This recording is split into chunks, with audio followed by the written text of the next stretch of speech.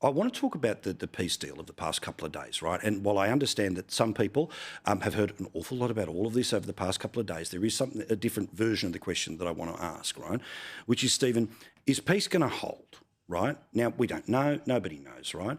But my feeling is that, look, the celebrations of the hostages coming home all make sense. The signing of the peace deal, really important, right? Because theoretically, sort of every country that rings the area, with the exception of Iran, not an insignificant one, but still, have all committed to peace, committed to the rebuilding of all of this, really important, right?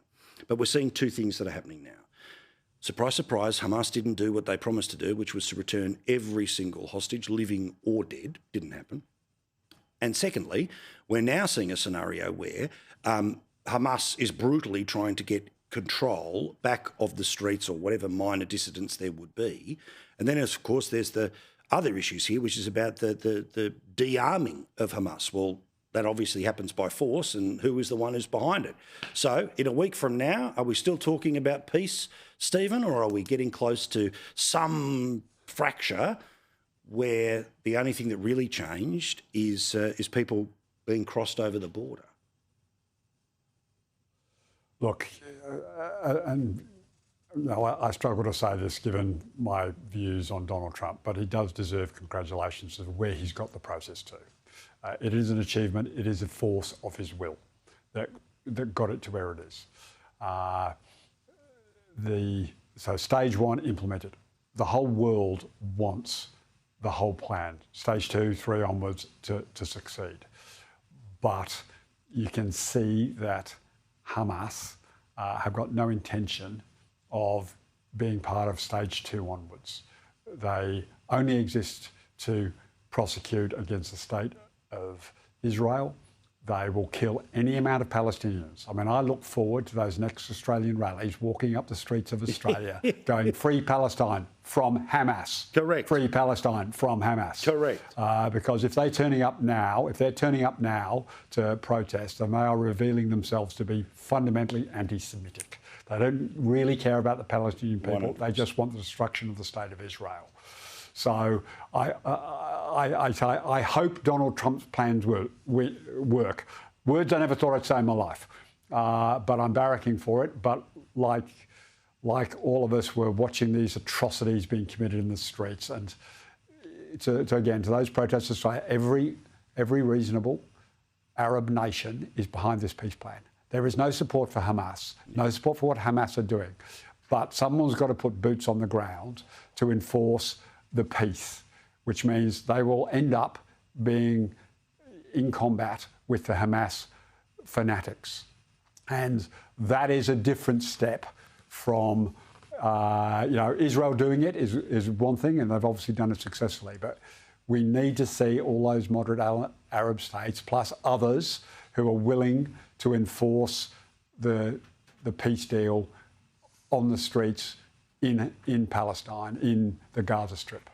Now, just before I go, I did mention Mark McGowan, so I'm going to get to him now, which is, okay, he was at some sort of event, rah, ha, ha. He's sitting there with Julie Bishop, perfect example of balance of left and right, but anyway. Now, let's talk here, which is that she said, what's the highlight of your career? She says, being the president of the UN Security Council. Okay, being overruled by Russia, France, China. Anyway, he says that he got the trifecta. And his highlight was that he kept Eddie McGuire out of Western Australia, and he wanted to make it perfect. He wanted to make it permanent. He also was able to keep David Koch out and the former Prime Minister, Scott Morrison. Now, this wanker, obviously, great, goes down well in the room and everyone has a little bit of a giggle, and I understand the grand cultural difference between the East and the West. But, of course, more than happy for the East Coast states to be sending their GST. But that can cross a border, but these three people can't. As a proud Western Australian, Christy, you can say what I'm not allowed to say, because apparently anyone not born in Western Australia is not allowed to offer any criticism of the Emperor.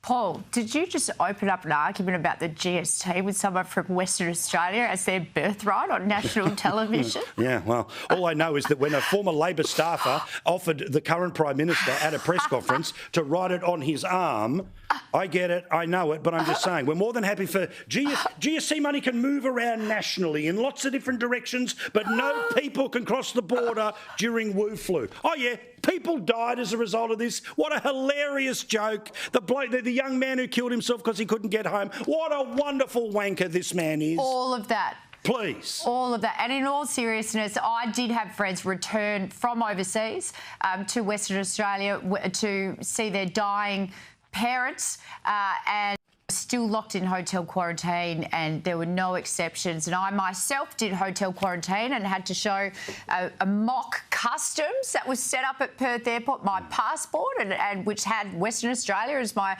birthplace on it, and tell people why I wanted to enter the state. It was incredibly dystopian, the levels that it was embedded into Western Australia. But it just look. I get it. What's not mentioned here? But it's the crack. You said he was at... Absolutely. You said he was at some event. That event was a property council event. Now, property donations are banned everywhere else in Australia, not in Western Australia. That's because the Labor government under Mark McGowan, and to this day still under the Cook government, won't ban them. And in fact, McGowan has gone and got himself on the board of several property companies and fronts up to the property council event. That also is a bit of an in-joke in Western Australia to go with the COVID gag. Yeah, well, again, forgive me being able to offer an opinion on an entire country, but alas, last time I checked, we are still one. Thank you, guys. Do appreciate it. We'll see you again very soon.